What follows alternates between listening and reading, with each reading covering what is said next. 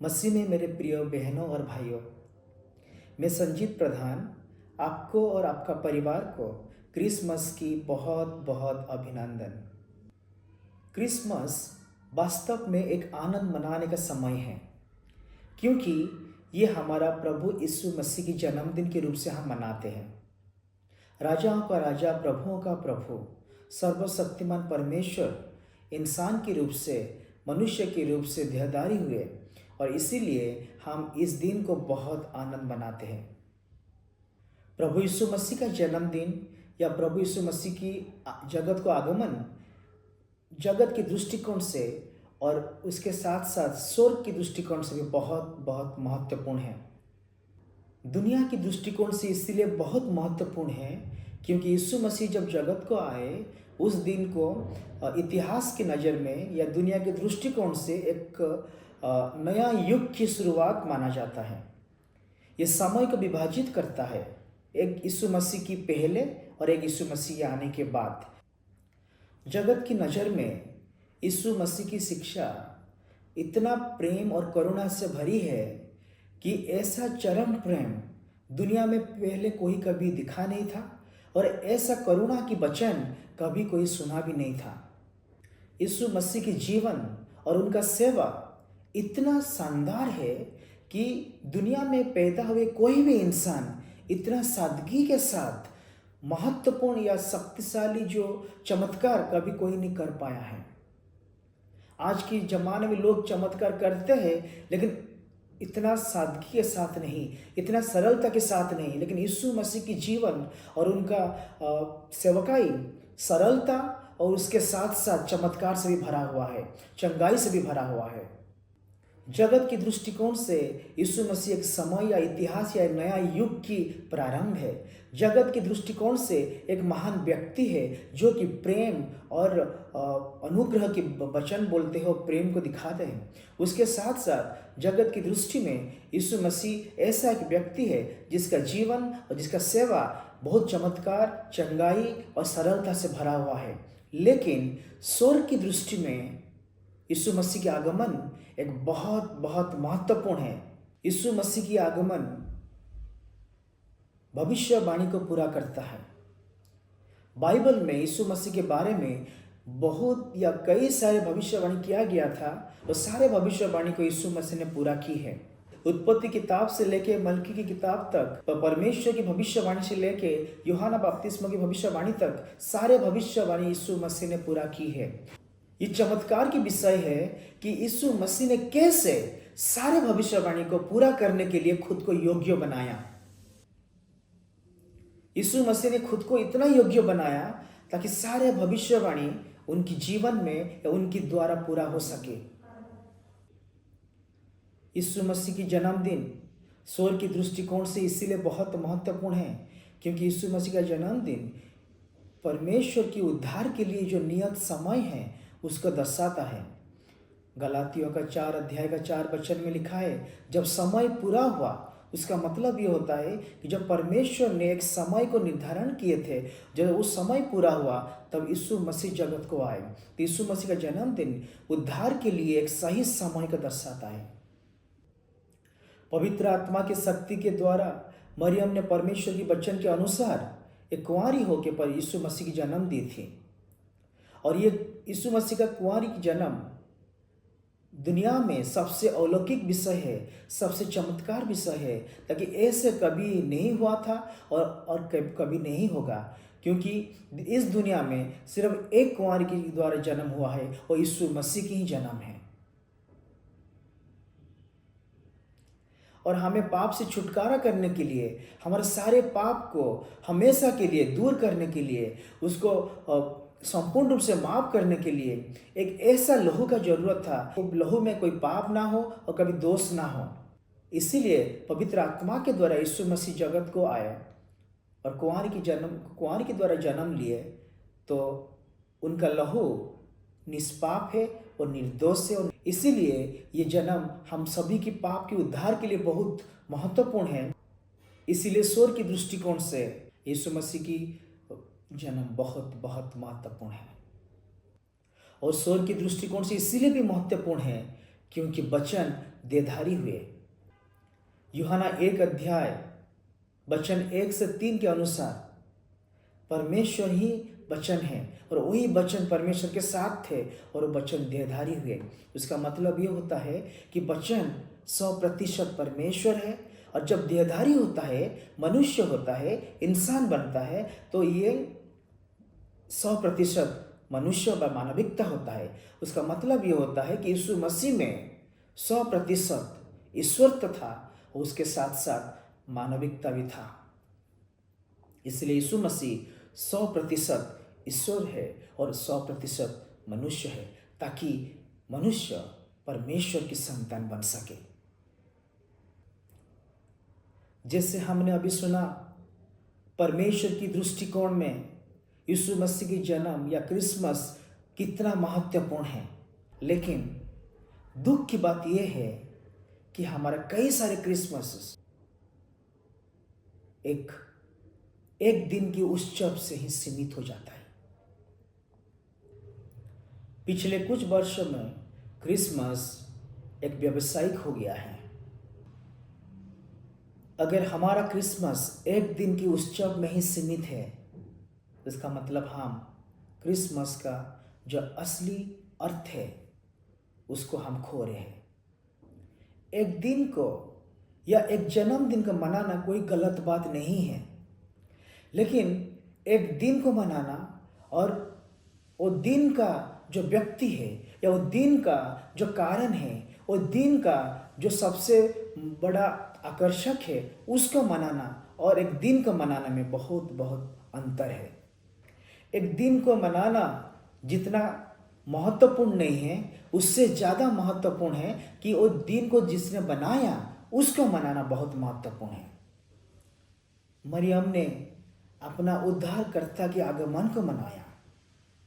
Bible में कोई भी रिकॉर्ड नहीं है जहाँ पे कि प्रारंभिक चर्च ने यीशु मसीह के जन्मदिन को मनाया है, बल्कि उन्होंने यीशु मसीह के आगमन को मनाया है।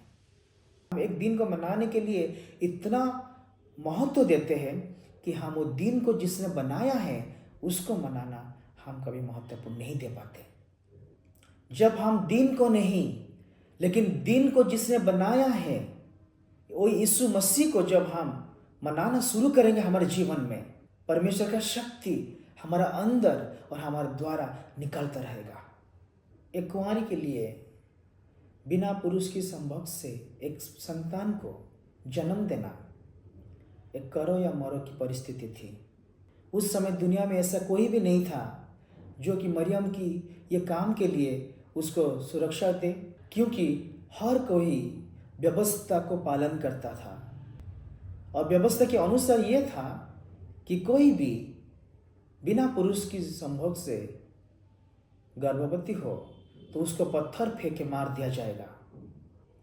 आप सोचिए कि मरियम की दिमाग में कैसा सवाल और कैसा सोच गुजरता होगा कि कौन मुझे सुरक्षा दे पाएगा, कौन मेरा संतान को सुरक्षा देगा, मेरा परिवार मुझे कैसे ग्रहण करेंगे, जब दुनिया के लोग मुझे पूछेंगे मैं क्या बताऊंगा, व्यवस्था मुझे कैसे माफ करेगा। जब राजा हो या धार्मिक लोग हो उसके सामने में खड़ी होंगी तो उस समय मैं क्या जवाब दूंगी। ये सारे सोच शायद मरियम की अंदर हो सकती है। बाइबल में ऐसे कहीं भी नहीं लिखा है कि मरियम ऐसे सोच रही थी, क्योंकि मरियम यीशु मसीह के आगमन को इतना आनंद किया कि उनको एक शक्ति, ताकत, सामर्थ्य मिली, लेकिन मरियम सारे जो समस्या उसके सामने थी उस सारे समस्या को उन्होंने सामना कर पाई। यीशु मसीह के आनंद में इतना डूब गई थी कि उसको सामने जो समस्या थी उस समस्या को उन्होंने देख भी नहीं पाई और ये समस्या उसके सामने बहुत छोटी हो गई थी। बाइबल में लिखा है कि मरियम ने इतना खुश हो गई कि परमेश्वर की उद्देश्य में परमेश्वर की प्रशंसा करने लगी, गाना गाने लगी और परमेश्वर कितना महान है, कितना अच्छा है, उसके बारे में उन्होंने गाना गाई। यीशु मसीह को उन्होंने अपना उद्धारकर्ता, अपना प्रभु व अपना परमेश्वर मानी है और उन्होंने यीशु मसीह को अपने उद्धारकर्ता के रूप से प्रशंसा की है और गाना गाई है। या परमेश्वर की जो भविष्यवाणी थी, एक कुंवारी गर्भवती होकर पुत्र प्रसव करेगी, वो भविष्यवाणी को पूरा करने के लिए मरियम ने खुद को समर्पित की है। इतना ताकत, इतना सामर्थ कहाँ से मिली? वहीं से मिली क्योंकि वो परमेश्वर की यीशु मसीह को वो आनंद मना रही थी, यीशु मसीह के साथ आनंद मना रही थी। यीशु मसीह की जन्मदिन के लिए नहीं, लेकिन यीशु मसीह के लिए उन्होंने आनंद मना रही थी। मैं आपका ध्यान नए नियम की एक और चरित्र की ओर आकर्षित करना चाहूँगा। उन्होंने यीशु मसीह में आनंद करने से शक्ति प्राप्त की है। वो नया नियम में पहली प्रचारक बनी या 104 साल की उम्र में यीशु मसीह की जन्मदिन के बारे में या उद्धारकर्ता के बारे में बाहर जाके दूसरों को यीशु मसीह के बारे में बताई। लूका लिखित सुसमाचार की 2 अध्याय 36 से 38 में लिखा है कि उन्होंने कुंवारी अवस्था से 7 वर्ष तक पति के साथ रही थी। उसका मतलब न्यूनतम 20 साल हो सकती है और 20 साल की उम्र में वो विधवा हो गई। और बाइबल में लिखा है कि 84 साल तक उन्होंने विधवा थी। इस प्रकार कुल 104 वर्ष। कभी कभी जब हम सोचते हैं कि बुढ़ापे में हम कुछ कर नहीं सकते हैं, हाना एक बेहतर उदाहरण है। लेकिन जब हम कमज़ोर हो जाते हैं या जब हम सोचते हैं कि मैं बुढ़ापे में कुछ कर नहीं सकता हूँ या कुछ कर नहीं पाऊँगी या कुछ कर नहीं पाऊँगा, उसी समय परमेश्वर बोलते हैं कि मैं एक नया शुरुआत तुम्हारे जीवन में करने जा रहा हूँ। परमेश्वर बुढ़ापे में भी एक महान काम और नया काम करने वाला परमेश्वर है। यीशु की जन्मदिन की उत्सव मनाने से, यीशु को मनाने में बहुत बहुत शक्ति, ताकत, सामर्थ्य है। नहमीया का 8 अध्याय का 10 वचन में लिखा है कि परमेश्वर में आनंद हमारा सामर्थ्य है, परमेश्वर में आनंद हमारा ताकत है। क्रिसमस का मतलब ही होता है कि हम परमेश्वर से आनंद करें जैसे परमेश्वर हमसे आनंद करते हैं। यशाया 62 का 5 ये कहता है कि परमेश्वर हमारे ऊपर इतना आनंदित मनाते हैं, ऐसे आनंदित मनाते हैं जैसे एक दूल्हा दुल्हन के ऊपर आनंद मनाता है। जब परमेश्वर हमारे ऊपर इतना आनंद मनाते हैं तो हमारा कितना फर्ज बनता है और हमारा कितना ये जिम्मेदारी है या हमारा कितना ये जरूरी है कि हम परमेश्वर के ऊपर आनंद मनाएं। आप बोल सकते हो कि भाई मैं यीशु मसीह में आनंद मनाना चाहता हूँ, लेकिन मैं कैसे आनंद मना पाऊँगा? मैं यीशु मसीह में कैसे आनंद मनाऊँ? उसका अर्थ क्या है?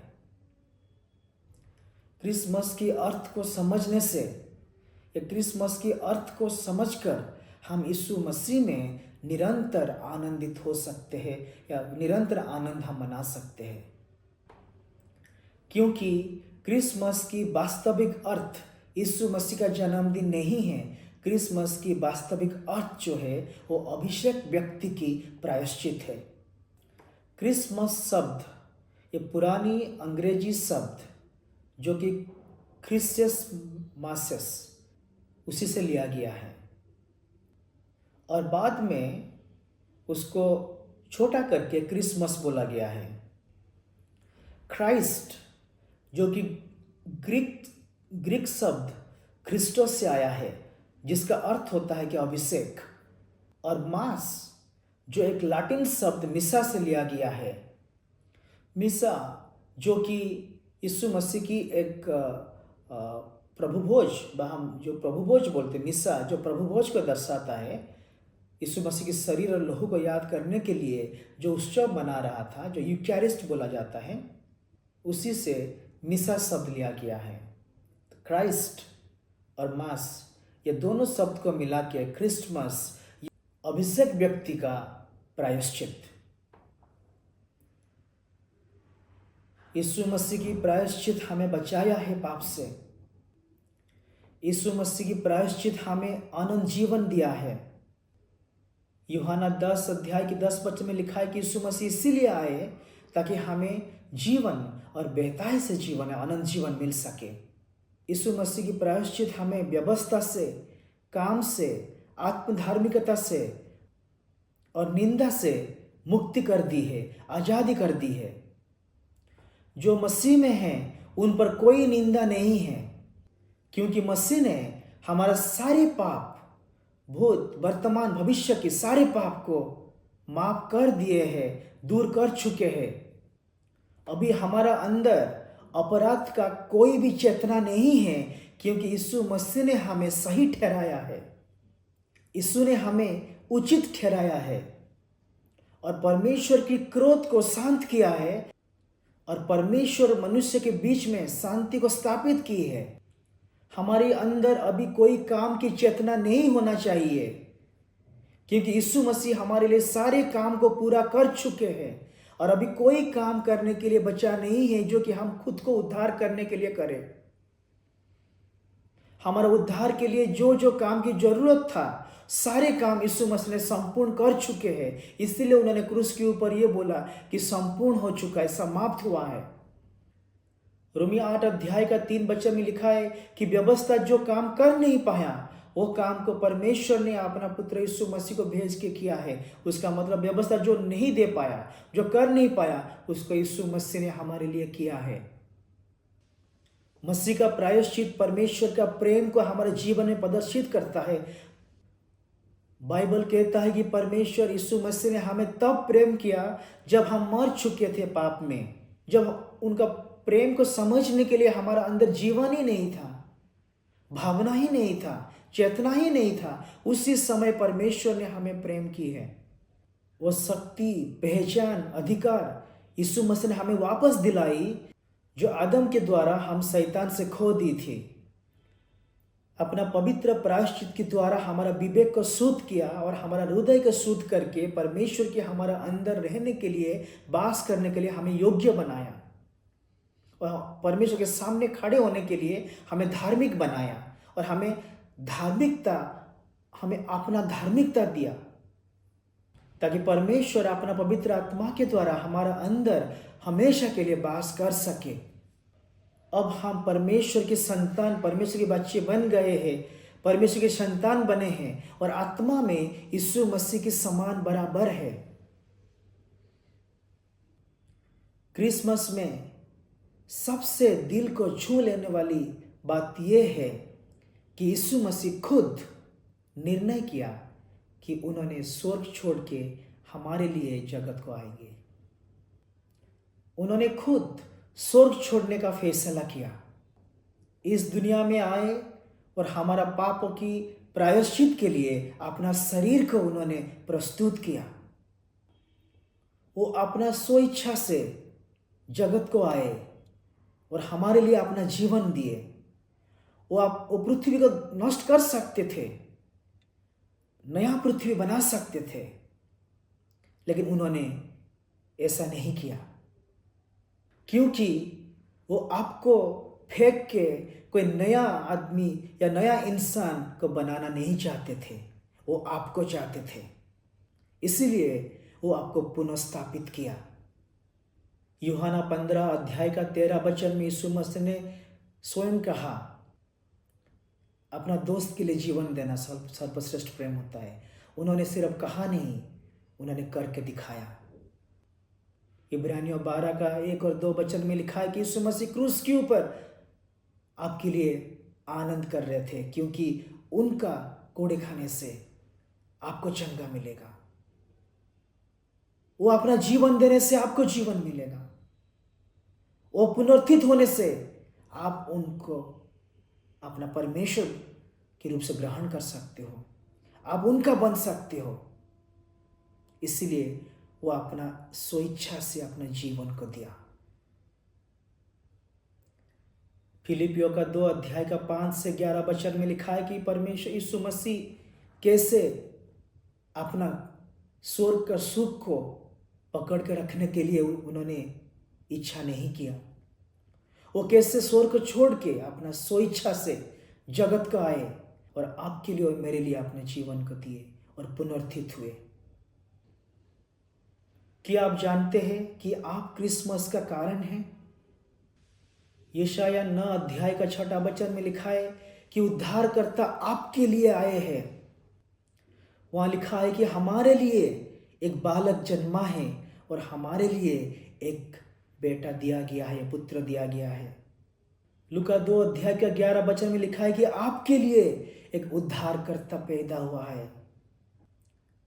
यहां जो लिखा गया है कि तुम्हारे लिए एक बालक पैदा हुआ है, तुम्हारे लिए एक पुत्र दिया गया है, तुम्हारे लिए एक उद्धारकर्ता जन्म हुआ है। यहां पे तुम्हारे लिए मतलब तुम्हारे लिए, ये आपके लिए है। ये यहूदियों के लिए नहीं है, ये सिर्फ इज़राइल के लिए नहीं है, ये आपके लिए है। परमेश्वर ने आपको इतना प्रेम किया कि उन्होंने अपना एकलौता बेटा यीशु मसीह को दे दिया ताकि आप यीशु मसीह के ऊपर विश्वास करके आनंद जीवन पा सके और परमेश्वर के साथ एक अच्छा रिश्ता बना सके। क्रिसमस आपका दिन है। आपके लिए उद्धारकर्ता आया है, आपके लिए एक बालक पैदा हुआ है, आपके लिए यीशु मसीह जन्म लिया है। यह आपका दिन है। थोड़ी देर के लिए सोचिए, ये कितना बड़ा सुसमाचार है कि आपके लिए और मेरे लिए सर्वशक्तिमान परमेश्वर आया है।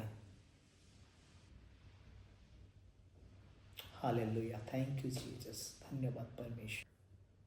क्या आप जानते हैं परमेश्वर आपको क्यों बनाया है? परमेश्वर आपको अपना खुशी के लिए बनाया है। उसने सिर्फ आपके लिए स्वर्ग का आनंद अद्भुतता को छोड़ के आया है जगत को। सृष्टिकर्ता हो के भी वो अपने सृष्टि में से एक की तरह बन गया है। जो अपनी उंगली के ऊपर सारा पृथ्वी को रख सकते हैं, वो परमेश्वर खुद को एक चरनी की बीच में सीमित कर दिया। जिसकी उपस्थिति में भरपूर आनंद है, उसने दर्द भरा, पीड़ा भरा, आलोचना भरा जगत में जन्म लिया। जब आपने पाप किया तो उसने आपको बचाया। जब आप बंधन में थे तब उसने आपको छुड़ाया। जब आप बंधे हुए थे तब उसने आपको आजाद किया। जब आप बीमार थे तब उसने आपको चंगा किया। जब आप टूट गए थे तो उसने आपको दिलासा दिया। जब आप उदास थे तब उसने आपका दुख को आनंद में बदल दिया।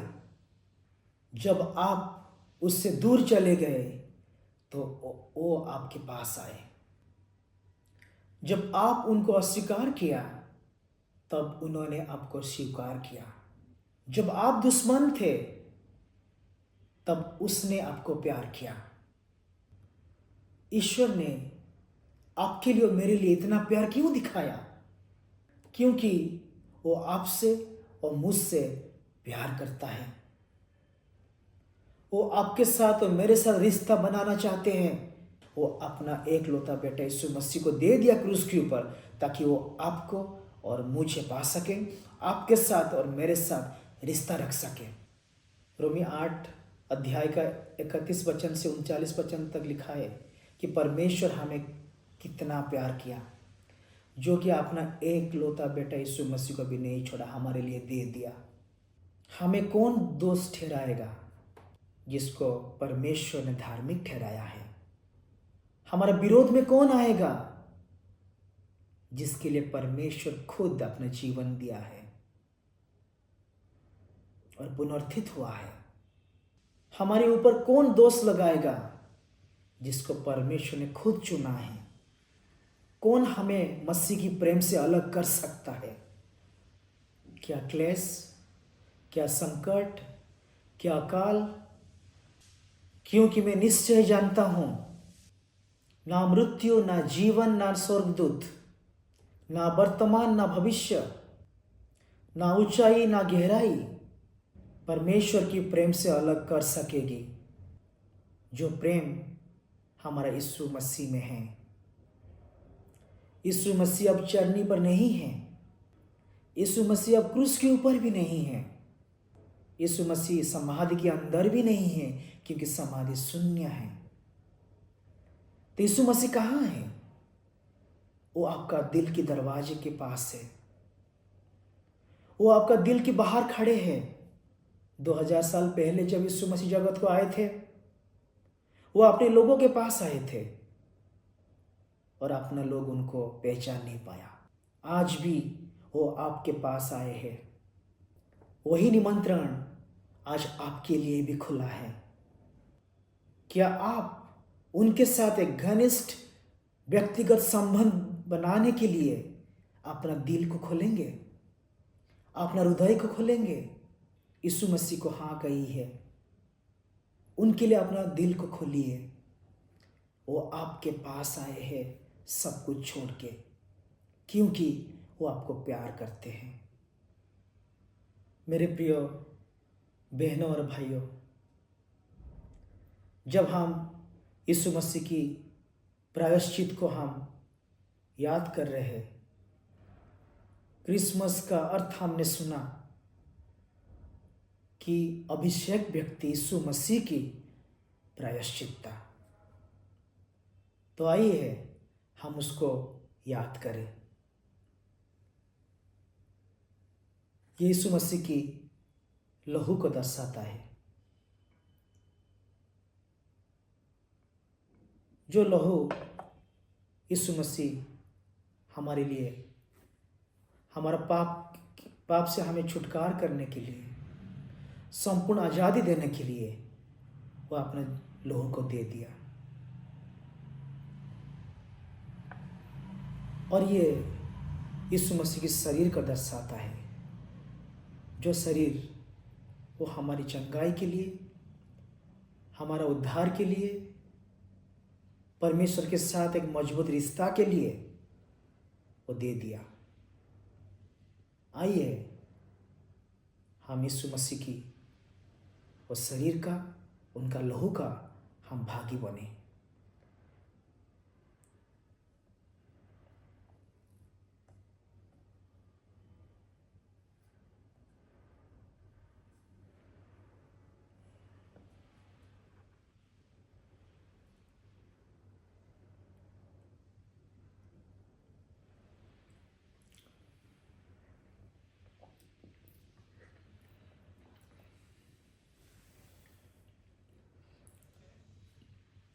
धन्यवाद पिता परमेश्वर, आपके प्रेम के लिए हम आपका धन्यवाद करते हैं। आपने हमें इतना प्यार किया, जब हमारा आपका प्यार को समझने के लिए चेतना भी नहीं था, उस समय आपने हमें प्यार किया। जब पाप में हमें मरे हुए थे, उस समय आपने हमें प्यार किया। जब हम शत्रु थे, हम दूर चले गए थे, तब आपने हमें प्यार किया। परमेश्वर, आपके प्यार के लिए, प्यार के बलिदान के लिए, यीशु मसीह के लिए हम धन्यवाद करते हैं। यीशु मसीह अपने जगत को अपना स्वेच्छा से आया। आप चाहते तो नया जगत सृष्टि कर सकते थे। आप चाहते तो नया इंसान, नया मनुष्य, नया आदम, नया पृथ्वी, सब कुछ सृष्टि कर सकते थे। लेकिन प्रभु, आपने ऐसा नहीं किया, क्योंकि आप हमें चाहते थे। आपके प्यार के लिए हम धन्यवाद करते हैं। पवित्र आत्मा के द्वारा आप हमारे दिल को, पवित्र आत्मा के द्वारा आप हमारे दिल को परमेश्वर साफ किया, ताकि आप हमारे साथ हमेशा के लिए रह सके। आपकी ये मधुर प्रेम के लिए हम धन्यवाद करते परमेश्वर। Thank you father. धन्यवाद पिता, धन्यवाद पुत्र, धन्यवाद पवित्र आत्मा, यीशु मसीह के नाम से मांगता हूँ, आमीन। मसीह में मेरे प्रिय साथी, किसी और के साथ नहीं बल्कि खुद यीशु मसीह के साथ क्रिसमस मनाइए, क्योंकि क्रिसमस उपहार बांटने से परे है। ये यीशु मसीह की प्यार को बांटना है, क्योंकि क्रिसमस कैरोल गाना गाने से परे है। ये मसीह में दिन प्रतिदिन आनंद करना है, रोज आनंद करना है, क्योंकि क्रिसमस अपना घर को सजाने से भी परे है। ये अपना दिल को, हृदय को यीशु मसीह के लिए तैयार करना है।